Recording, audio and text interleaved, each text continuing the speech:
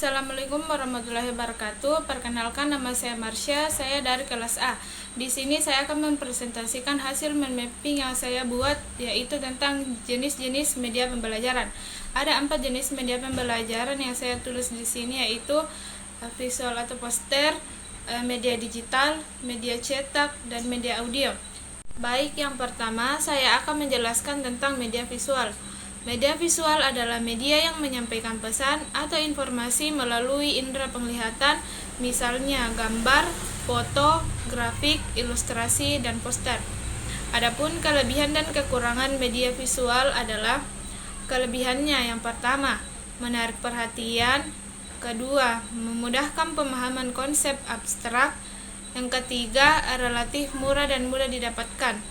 Adapun kekurangannya yaitu pertama, kurang efektif untuk menjelaskan proses yang kompleks. Yang kedua, membutuhkan interpretasi yang tepat agar tidak terjadi kesalahpahaman.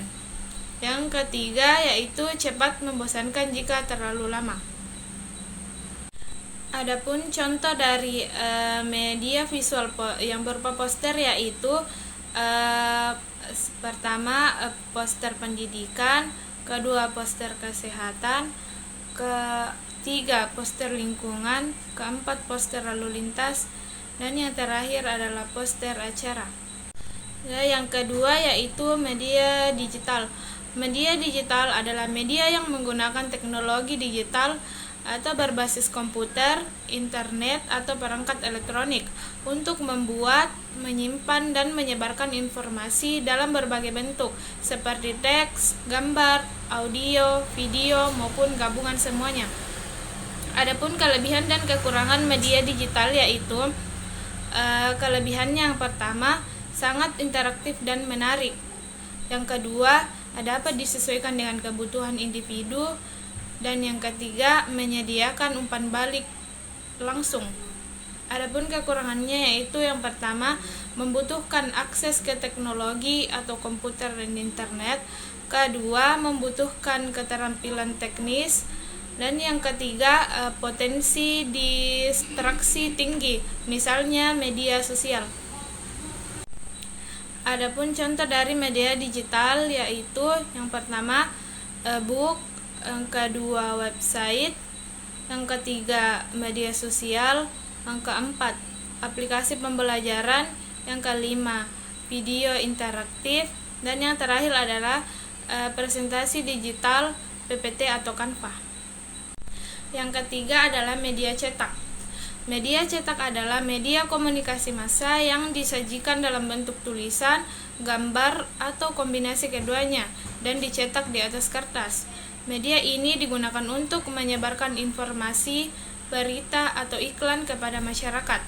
Adapun kelebihan dan kekurangan dari media cetak. Kelebihannya yang pertama, mudah diakses dan digunakan kapan saja. Kedua, dapat dipelajari secara mandiri. Ketiga, relatif murah dan mudah didapatkan.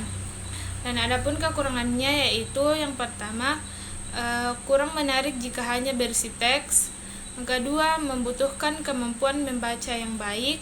Yang ketiga, cepat usang jika tidak diperbarui. Adapun contoh dari media cetak yaitu yang pertama, surat kabar atau koran. Yang kedua, majalah. Yang ketiga, buku. Yang keempat, brosur. Yang kelima, pamflet. Yang keenam, poster. Dan yang ketujuh adalah tabloid. Dan yang terakhir adalah media audio. Media audio adalah media yang menyampaikan pesan atau informasi melalui indera pendengaran.